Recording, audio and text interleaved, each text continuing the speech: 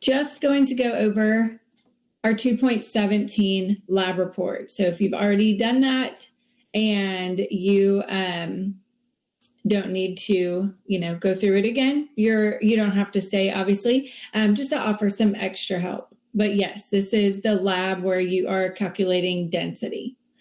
So that is what we're covering. And then tomorrow we have our live session reviewing for the Unit 2 test. So we'll go ahead and jump in because this one does take a little bit of time. So our motivation today, replace fear of the unknown with curiosity of what you could be, do, or have. So I chose this one because we are looking for the unknown metals. We're trying to figure out what those are by using one of their physical properties. So just a little reminder on our class etiquette. With just a small group, we don't really need to spend much time there. And a reminder that we do record all of the sessions. So if you would like to be on webcam, you're able to, up to you. And here is a look at our agenda. We're going to take a look at understanding how we're able to use a physical property of an element to be able to identify it. I've got a video to help clarify mass versus density. We're going to look at the lab simulation and we're going to look at the lab report together. So before we start the video, a couple of things. When students are going through this lab report, I have often found that they're confusing the mass and the density to be the same thing. Yes, and you never have to stay in a live session. You can go to any one that you like.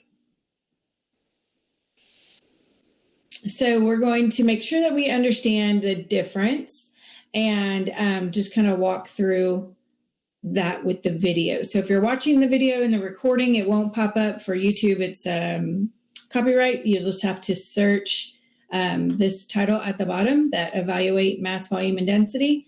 And then for those of us in the room, if YouTube is not enabled on your computer, it won't play for you. You'll just see a white screen. So here we go.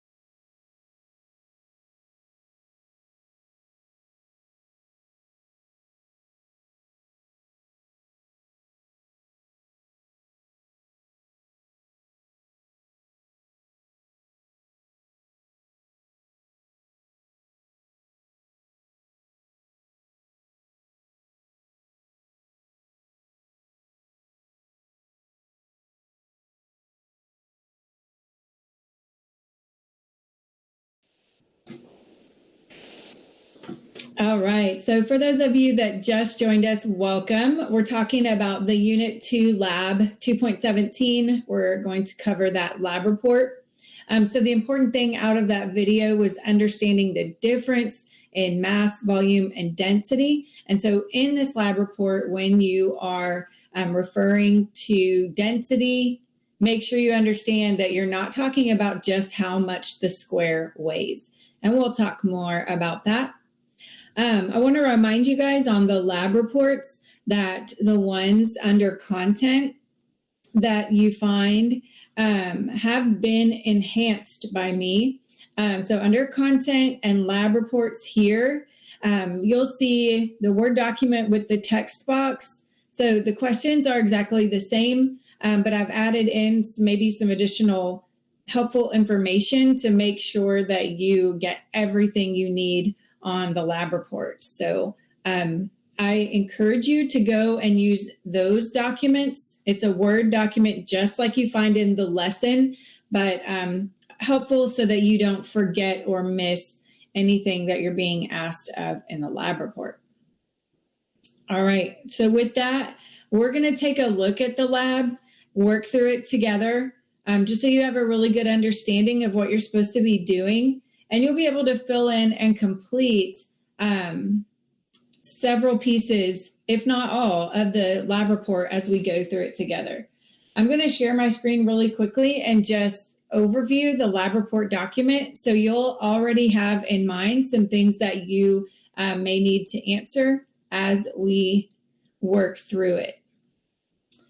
So are you guys able to see the Word document? Did it come up on the screen share?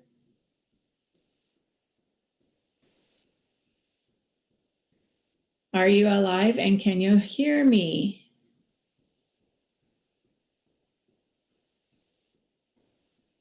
Anyone? Okay, awesome. All right, so the first thing we're always looking for, the question is, what is the purpose of the experiment? From there, the question they're asking is specific about something you're taught in the lesson. It's intensive or extensive properties. So you're answering that. And then we're writing a hypothesis of what we feel like is going to happen. Hi, Brian, welcome.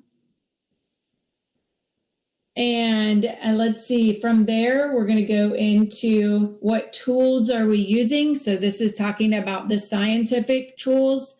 It's not talking about your computer or a notebook. It's talking about like a scale or a ruler or a, graduated cylinder, something like that. So the tools that you used. Again, procedure, which I'm not sure why this one looks like it has words typed in it, and this one does too. So it looks like I need to go in and edit that. I'm not sure why those are there. If they were given as an example or what? Oh, this is length times width times height. It's just an understanding of how you get the volume. Okay, so this is just an idea of how you could set up that data table. Very helpful. And then we've got our conclusion. So making sure that we reference the data. And then the last question is to evaluate its procedure. So what did we do? And basically, how could we revise this experiment to increase the certainty of the element that we are discovering? So we'll jump into the lab simulation from there. So under content, we're going down to matter and going down to 2.16. All right, so don't forget that you do have a notebook slide for this lesson. There are a couple guiding questions. It says, we're going to conduct an investigation to determine the identity of unknown substances based on their physical properties. So you've got the lesson goals, and we have 5 guiding questions that you guys are trying to answer here. The difference between an extensive and intensive property. What is density? How do you calculate it? How do you calculate volume? And what is the purpose of the experiment? So those are your guiding questions. And now we're jumping over into the simulation. All right, so here is where we're going to be able to figure out the answer to number 2 on the lab report. And so it looks like we'll be able to go back and see actually when you start the experiment part. This is the laboratory section of the lessons, or kind of gives you some background information that you need to be able to answer the questions. And then you see the purpose again once you start the experiment part. So we're looking at pure substances have characteristic properties. We've been talking about those in our live sessions if you've been in. Intensive properties are things like boiling point, color, freezing point, luster. That means like how shiny something is. And its hardness, like how easily can it be broken. This is a really great image for those of you that struggle with what images should be in your notes. Something like this is a great image to have in your notes. It's informative and it gives you some information. Extensive properties are things like volume, mass, size, weight, and length. So if a pure substance has a characteristic physical and chemical properties that can be used to identify it. So every element has something very specific in all of those properties that determines what it is. Atoms and molecules are too small to see, so we have to rely on indirect observations related to the properties of the substance to identify things. So that sentence is very important and is part of how you're going to answer question number 2. Hi, Crispo, welcome. Glad you could join us. So physical properties can be observed without changing the chemical composition of the substance. So we can melt ice and it's still water, and we have not changed the H2O factor, right? So we're looking specifically today at a physical property, not anything chemical. And so some properties are intensive. That means that they do not depend on the amount. That means we could have a pound, a cup, a gram, however much. The intensive property is not going to change. So the boiling point, no matter how much of the substance we have, is going to be the same. Its color, its freezing point, all of those things will not change. But obviously an extensive property depends. All of those are going to change based on how much we have. So know the difference. You'll want to have those definitions in your notes. And I would also encourage you to have this image in your notes as well. And then density is a physical property, and that's what we're going to be working specifically with to complete the lab. So you do need to understand how to calculate density. And the formula for density is here. So density is the mass per unit volume. And it's you just do the little division here. So here's the formula. This is another great image to have in your notes so that you can understand. Something that is high density has a lot of particles packed in it. And something that is low density does not. You can see there's much fewer particles. So density is equal to the mass divided by the volume. And that calculation has to be done on your lab report. So you'll see a column for that in the data table. And then if the unit of mass is grams and the unit for volume is milliliter or centimeter cubed, then density, the way you put the unit of measurement for density, it's either grams per milliliter or grams per cubic centimeter. So depending on if it's a liquid, it would be milliliter, or grams per cubic centimeter if it's a solid object. So make sure you have that noted as well. This is a great bit of information to have in your notes as well. All right, so objects with a larger mass per given volume are going to have a higher density. But as we saw before, that doesn't mean that the mass is equal to the density. So for example, a kilogram of feathers and a kilogram of lead have the same mass, right? It's 1 kilogram. But the lead is obviously more dense. All right, and you've also got to calculate volume. And you guys have probably seen a lot of this in your math class before. So when you're calculating volume, you're using the length by width by height. And so it shows you here how to do that. You just multiply all those things together. So if you don't know how to do that, you can do some practice here. But you're just multiplying those three numbers to get the volume. And you're also asked to calculate the volume on that data table. So it's important that you make a note here if that is something that you're not really familiar with.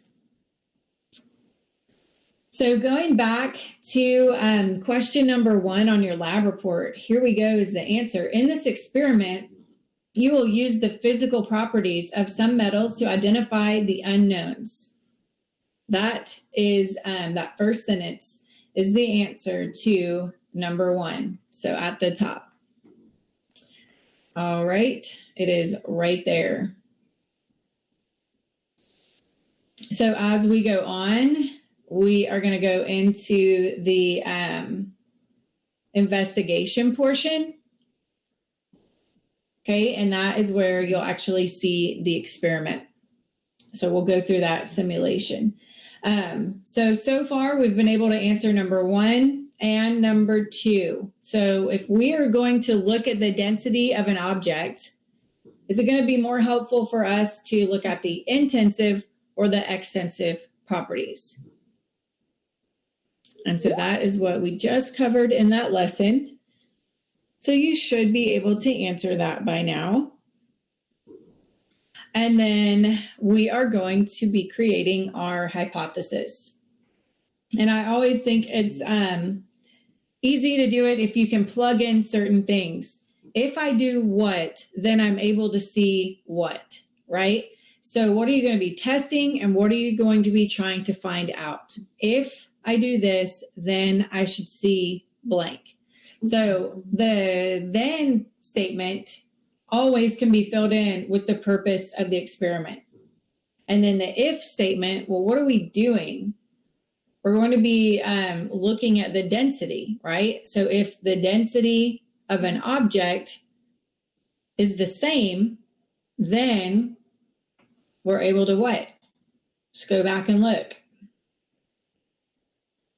It'll say at the beginning of this page as well. We'll be able to identify the unknown metal.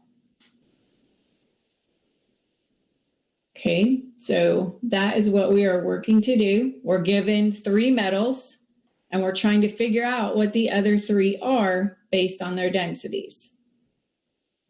So you guys are super quiet today. I don't know if you're writing, if you've tuned me out. Hopefully you're filling in your lab report. All right. So this is the simulation. And it just talks about every pure substance has a characteristic property that can be used to identify it. We've talked about that already. The blocks in the toolbar are either, we've got silver, tungsten, or platinum. So 3 different elements. And so we are going to use the tools in the simulation to identify the type of metal in each block on the toolbar. And you can assume that all the blocks are perfect cubes. So that's going to help us figure out easily the volume. So let's take a look at what we have. We have a block of silver, a block of tungsten, a block of platinum. Okay, we're going to weigh it and we're going to get the volume of it. From there, we have these 3 blocks. We don't know what they are, okay? They are going to be one of these. Each one will match up with the density of one of these. So our procedure is going to be to find the density of the known metals by, so remember, you have to write out those steps by weighing and then getting the volume and calculating the density. And then you'll go through and do the same thing for the unknown blocks. So that's our procedure. That's what we're trying to do. Okay, if we go back over to our Word document here. Okay, we've got tools that we see in the simulation. Okay, we just saw those, so you can answer that one. We're seeing a scale and a ruler. And then if we go back to the Word document again, back to that lab report, describe the procedure. So remember, those are best as numbered steps. I would like step 1, step 2, step 3. And now it is asking you to fill in your data. So you're going to weigh everything. Actually, you'll probably want to start with getting the mass and volume of each block. So we'll do that first. So I'll show you how to do it, and then you'll know how to fill in that portion of the lab report. So starting with silver, you bring it over and set it on the scale. And you can see that it's 35.4 grams. So we've got the mass, and now we've got to calculate the volume. So we want to scoot this over so we can see that this is 1.5 centimeters tall. And so if you plug that in, we're back over here. If you plug that in, you're measuring length times width times height. And since it's a perfect square, all 4 of those numbers will be 1.5. So you just need to multiply 1.5 times 1.5 times 1.5. And make sure you put that number in there correctly. I'll show you the difference.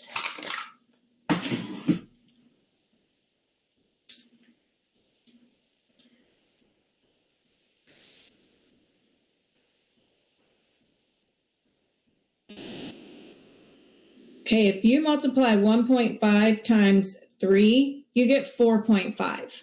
So that would be a different answer. You've got to actually plug in 1.5 times 1.5 times 1.5. That number is 3.375. Doing it again just to check my math. So make sure that you're doing the all 3 numbers, not just times 3 for volume. And then for the density, you've got that 35.4, I think was the number. And then our volume was 3.4 basically. And so for density, you've got to divide those numbers, mass divided by volume. And remember, since we're talking about a solid, it's going to be grams per cubic centimeter. We'll see if it'll let me put that little subscript there.